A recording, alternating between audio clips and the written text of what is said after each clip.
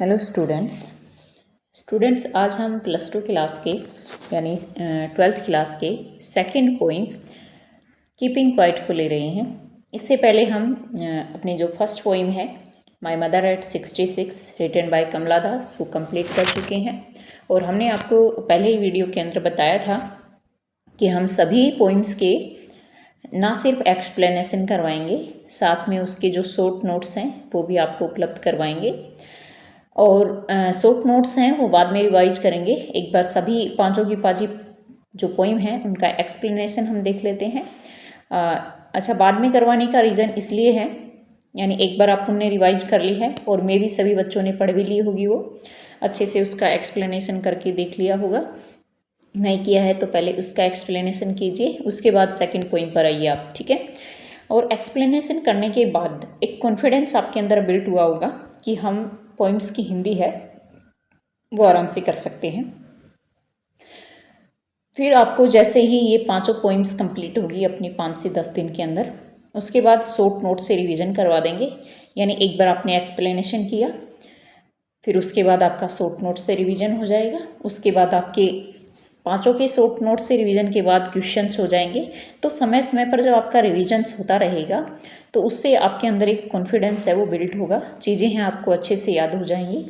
और पोइम्स के बाद में हम एक ऐसा सेक्शन उठाएंगे जिसमें आपको और ज़्यादा कॉन्फिडेंस मिले, आपको लगे कि हाँ हम इन स्टोरीज के थ्रू यानी जो अपने चैप्टर्स हैं उसमें भी एक स्टोरी टेलिंग या उनके जो शॉर्ट नोट्स हैं उनके थ्रू हमें आपको तैयारी करवाएंगे।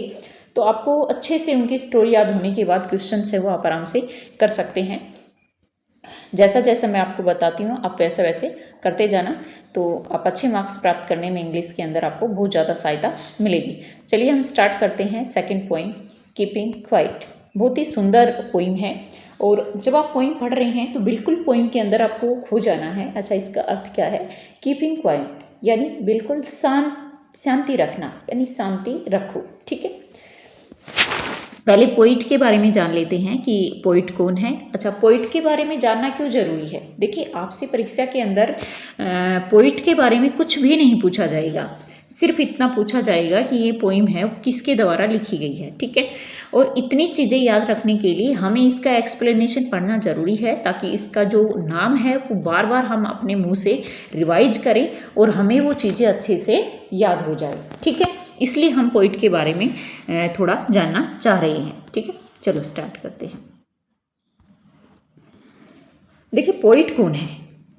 पैब्लो नेरूडा ये पोइट है। जन्म इनका हुआ है 1904। अच्छा, ये ध्यान रहे कि अगर किसी भी अक्षर के बीच में 0 है और उसके बाद कोई अक्षर जैसे 3 आ रहा है तो इसको ऐसे बोला जाएगा 1903। अगर यहाँ पे 4 है तो 1904 हो गया, ठीक है। तो उनका जो जन्म है वो कब हुआ है? 1904 को, और उनकी डेथ हुई है 1973 को, ठीक है। अच्छा, नेरूडो है वो is a pen name of Neftali Ricardo Reyes बोसाल्टो।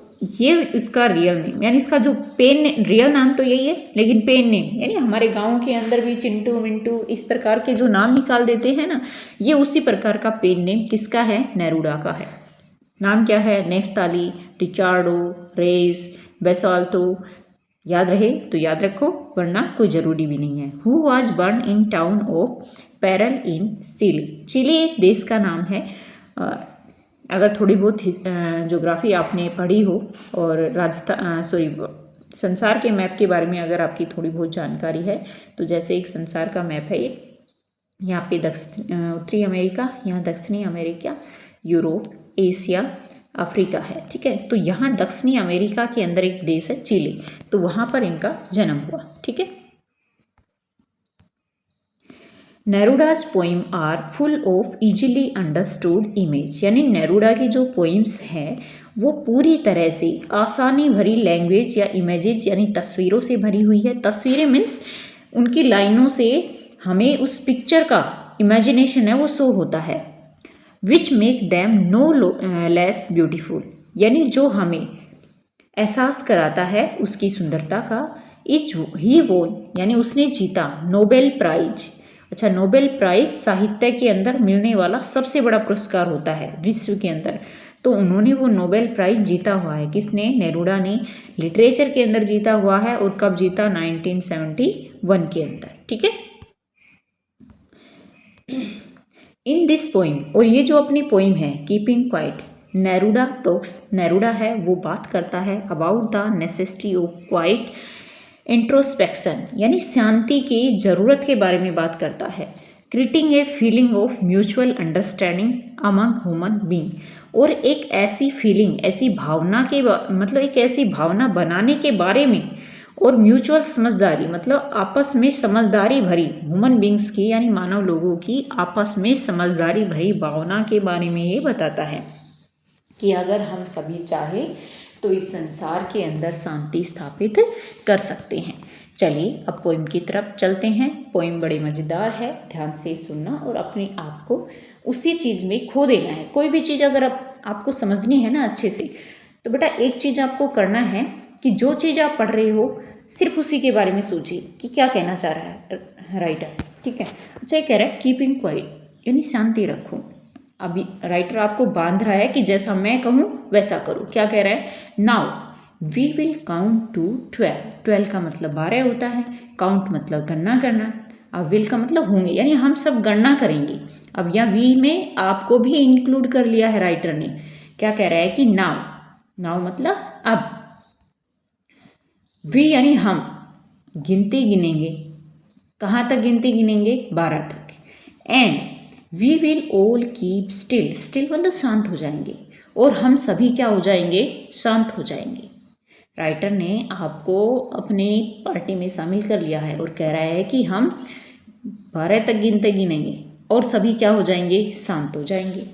For once on the face of earth, कह रहा है कि एक बार के लिए on the face of earth यानी पृथ्वी के इस सतह के ऊपर जिस पर हम रह रहे हैं, let's not speak in any language, चलो नहीं बोलते हैं किसी भी भाषा में।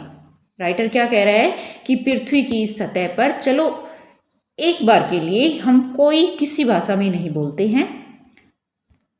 भाई राइटर कह किसके लिए रहा है? शांति के लिए कह रहा है, और आपको मना रहा है। फिर वो क्या कह रहा है कि चलो ठीक है, एक बार के लिए हम इस पृथ्वी पर किसी भी भाषा में, लैंग्वेज मतलब भाषा, किसी भी भाषा में नहीं बोलते हैं। Let's stop for 1 second, stop मतलब रुक जाना, चलो रुक जाते हैं हम सभी। फॉर 1 सेकेंड, 1 सेकेंड के लिए रुक जाते हैं। एंड नॉट मूव, हिलते नहीं है बिल्कुल भी। आवर आर्म सो मच, यानी अपनी बाजुओं को बहुत ज़्यादा हिलाएंगे नहीं, यानी बिल्कुल शांत चित्त 1 सेकेंड के लिए रुक जाएंगे। क्या कह रहा है राइटर कि आपको करना क्या है, यानी हम सभी करेंगे 12 तक गिनती बोलेंगे और सभी शांत हो जाएंगे, और इस पृथ्वी की सतह पर एक बार के लिए किसी भी भाषा में नहीं बोलेंगे, रुक जाएंगे 1 सेकंड के लिए, अपनी बाजुओं को भी नहीं हिलाएंगे। ठीक है। यहाँ तक कोई दिक्कत हो तो कमेंट बॉक्स के अंदर जरूर बताना। आगे चलते हैं। It would be an exotic moment, exotic बड़ा उत्साहित मोमेंट होना, यानी हमारे लिए ये जो मोमेंट होगा, ये जो क्षण होगा, ये बड़ा ही उत्साहित होगा। विदाउट रस, रस का मतलब होता है भीड़ भाड़ से भरा। ठीक है। बिना किसी भीड़ भाड़ के या बिना किसी शोर शराबा के, विदाउट इंजन। अच्छा, यहाँ इंजन शब्द से किसकी तरफ इशारा लिया गया है? जितने भी हमारी मशीनें चलती हैं, चाहे वो पंखा हो गया, कूलर हो गया, एसी हो गया, तो जो जिनसे आवाज़ हो रही है, तो कह रहे हैं कि बिना किसी इंजन से यानी बिना किसी आवाज़ों मशीनों की आवाज़ के, we would all be together, हम सभी साथ में होंगे। In a sudden strangeness, strangeness मतलब होगा अजीब, और सडन मतलब अचानक। अचानक क्या पसरी है भाई? आप सभी जब चुप हो जाओगे तो सभी जगह क्या हो जाएगी? शांति शांति स्थापित हो जाएगी। तो वही राइटर कह रहा है कि हमारे लिए, हम सबके लिए वो मोमेंट क्या होगा? बड़ा ही उत्साहित कर देने वाला होगा, जो बिना किसी भीड़ भाड़ के या शोर शराबे के होगी, बिना किसी इंजन की आवाज़ के होगी, और हम सभी साथ में भी होंगे, और एक अजीब सी शांति के साथ में हम होंगे। ठीक है। यहाँ तक कोई दिक्कत हो तो बताना। नेक्स्ट है फिशरमैन। फिशरमैन यानी मछली पकड़ने वाले क्या कहलाते हैं? मछुआरे। ठीक है। तो मछली पकड़ने वाले मछुआरे इन द कोल्ड सी, उस ठंडे, अच्छा मछली पकड़ी कहाँ जाती है? समुद्रों के अंदर, सागरों के अंदर। तो सी का मतलब सागर, यानी उन ठंडे सागरों में मछली पकड़ने वाले would note harm whale, whale मछली होती है, ठीक है। हार्म मतलब चोट पहुँचाना, यानी वो चोट नहीं पहुँचाएंगे। किसको नहीं पहुँचाएंगे? व्हेल मछलियों को चोट नहीं पहुँचाएंगे। किनकी तरफ बात की गई है? यानी जो मछुआरे हैं वो समुद्र के अंदर जो मछलियां हैं उनको चोट नहीं पहुंचाएंगे। And the man gathering salt, और कौन से आदमी? अच्छा समुद्र के अंदर नमक भी इकट्ठा करते हैं लोग, ठीक है। तो कह रहे हैं मैन वो आदमी, गैदरिंग साल्ट जो नमक इकट्ठा करते हैं। साल्ट मतलब नमक हो जाएगा, ठीक है। गैदरिंग मतलब इकट्ठा करना। Would look at his heart hand, और एक चीज़ ध्यान रखिए बेटा कि जो भी इंसान जब नमक इकट्ठा कर रहे हैं तो उनके जो हाथ हैं वो कट जाते हैं नमक से। तो कह रहे हैं कि वो अपने उन कटे हुए हाथों की तरफ देखेंगे। क्या नहीं करेंगे? नमक इकट्ठा नहीं करेंगे, अपने कटे हुए हाथों की तरफ देखेंगे। आगे चलें। दोज हु, यानी वो इंसान, प्रिपेयर ग्रीन वॉर्स, अच्छा आज के समय की तरफ इशारा किया है राइटर ने कि वो इंसान या वो देश जो युद्धों की तैयारी कर रहे हैं। वॉर विद गैस, गैस का मतलब या बॉम्ब की तरफ इशारा किया गया है कि युद्ध कर रहे हैं किसके साथ में? बॉम्ब्स के साथ में। देखिए वर्तमान में आप रूस को लीजिए और यूक्रेन को लीजिए, ठीक है, या फिर इजराइल और हमास को ले लीजिए। उनके बीच में क्या चल रहा है? युद्ध चल रहा है ना, बम विस्फोटों से चल रहा है, ठीक है। तो वहीं राइटर का इशारा है कि जो इंसान युद्ध की तैयारी कर रहे हैं, वॉर विद गैस, बम से युद्ध कर रहे हैं, वॉर विद फायर या परमाणुओं की तरफ, फायर मतलब आग, और आग किससे निकलती है? जो परमाणु बम वगैरह छोड़ते हैं उनसे आग निकलती है। तो कह रहे आग से युद्ध करने की तैयारी में है। विक्ट्री विद नो सर्वाइवर, हालांकि वो जीत जाएंगे। क्या कह रहे? विक्ट्री मतलब जीत जाना। विद नो सर्वाइवर, सर्वाइवर मतलब जिंदा बचने वाले, नो मतलब नहीं होंगे, लेकिन जिंदा कोई नहीं होंगे। क्या कह रहा है कि अगर बम से भाई युद्ध लड़े जाएंगे तो ऐसा हो सकता है कि वो जीत जाएंगे, लेकिन जिंदा कोई नहीं होंगे। अब राइटर क्या कह रहा है कि बेटा युद्ध मत कीजिए, क्या करो तो फिर? वुड पुट ऑन क्लीन क्लोथेज, अपने कपड़ों को साफ रखो। कपड़ों को साफ रखने का मतलब क्या होता है? वो ये नहीं कह रहा कि बेटा सब ढज के रहो, नहीं, वो ये कह रहा है कि अपन किसी को भी चोट ना पहुंचाए, अपने हाथों पर किसी चीज़ का मैल ना रखे, खून से ना भाने अपने हाथों को। तो क्या कह रहा है? अपने कपड़ों को साफ रखो, मतलब आप स्वच्छ रहो, अपने अंदर घृणा का भाव मत लेकर आओ। And walk about with their brothers, या ब्रदर्स का मतलब भाई नहीं है, यहाँ रिश्तेदारों की बात हो रही है, अपने पड़ोसियों की बात हो रही है, पड़ोसी देशों की बात हो रही है। कह रहे हैं अपने पड़ोसियों के साथ चलो, अपने रिश्तेदारों के साथ चलो। इन सैड डूइंग नथिंग, कह रहे हैं कि छाया के अंदर चलो। धूप मतलब एक दूसरे को कष्ट मत दो, शांति से जीवो। डूइंग नथिंग, और उसके अलावा कुछ मत करो। राइटर क्या कह रहा है इस लाइन को? देखिए स्टैंजा है, बड़ा ही मेटाफरिक है, इसको दोबारा से पढ़े। दोज हु प्रिपेयर, यानी वो लोग या वो देश जो ग्रीन युद्ध की क्या कर रही है? प्रिपरेशन कर रहे हैं, यानी तैयारी कर रहे हैं। वॉर विद गैस, किसके साथ में? परमाणुओं के साथ में युद्ध कर रही हैं। वॉर विद फायर, बम्बों के साथ में कर रहे हैं। विक्ट्री विद नो सर्वाइव, हालांकि वो जीत जाएंगे लेकिन कोई जिंदा नहीं बचेंगे।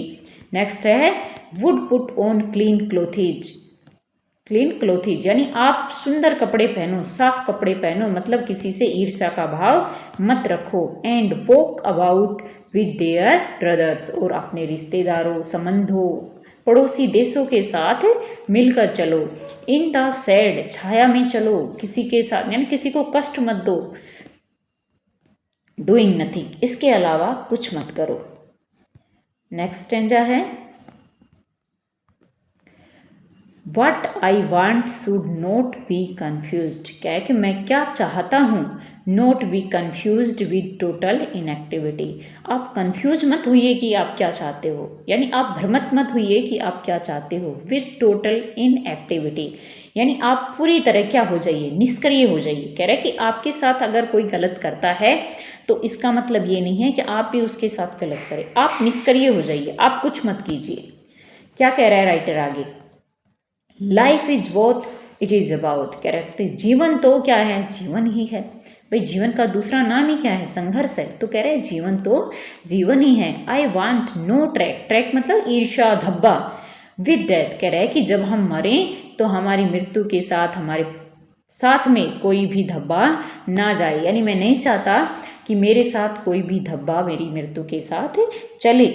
If we were not so single minded, if we were, अगर हम नहीं हुए, क्या नहीं हुए, सिंगल माइंडेड, यानी हम शांत माइंड नहीं रखा हमने, about keeping our lives moving, तो हमारा जो जीवन है वो ऐसे ही घूमता रहेगा। And for once could do nothing, कह रहा है कि मेरी बात मानो, एक बार के लिए आप कुछ मत कीजिए। परहैप्स ए ह्यूज साइलेंस, अगर आप कुछ भी नहीं करोगे तो क्या हो जाएगा, एक बड़ी सी शांति छा जाएगी। माइट इंटरप्ट विद सैडनेस, और वो इंटरप्ट कर देगी, बाधित कर देगी इस उदासी को, यानी जो आपके साथ गलत कर रहे हैं उससे आपके जीवन में जो तकलीफ आ रहे हैं ना, तो आपकी वो जो साइलेंस है ना वो उसको हटा देगी, खत्म कर देगी। कह रहे हैं of never understanding our self, कह रहे हैं कि आप अपने आप को कभी समझ नहीं पाए। End of threatening our self with death, कह रहे हैं कि आप ऐसा करके, यानी दूसरों के साथ बुरा करके, अपने मन में द्वेष ईर्ष्या का भाव उत्पन्न करके अपने आप के लिए क्या बन रहे हो, खतरा बन रहे हो, और अपने आप को किसके दरवाजे तक पहुंचा रहे हो, डेथ यानी मौत के दरवाजे तक पहुंचा रहे हो। आगे देखिए, लास्ट आपका स्टैंजा बचा है, परहैप्स द अर्थ, शायद ये पृथ्वी, कैन टीच अस, हमें सिखाती है, as when everything seems dead, कि सब कुछ क्या नजर आ रहा है, मृत। अच्छा, जब पतझड़ की ऋतु आती है, जब पतझड़ की ऋतु आती है तो उस समय जो पत्ते होते हैं वो टूटते रहते हैं ना, तो उस समय हर जगह क्या दिखाई देता है, बिल्कुल बंजर सा दिखाई देता है।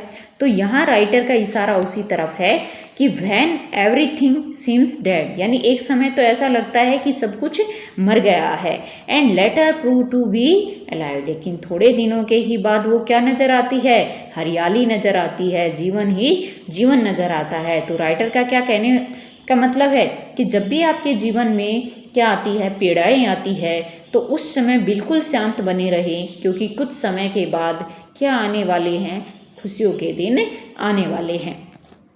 जैसे कि पतझड़ ऋतु के बाद कौन सी ऋतु आती है, बसंत ऋतु आती है। Now I will count up to 12, कह है कि अब मैं फिर से कब तक, मतलब अप टू 12, यानी 12 से ऊपर गिनूंगा। 12 तक तो आपके साथ गिना था उन्होंने, अब कह रहा है कि मैं अब 12 से ऊपर गिनूंगा। And you keep quiet I will go, कह रहे कि आप शांति बनाए रखोगे और मैं जाऊंगा।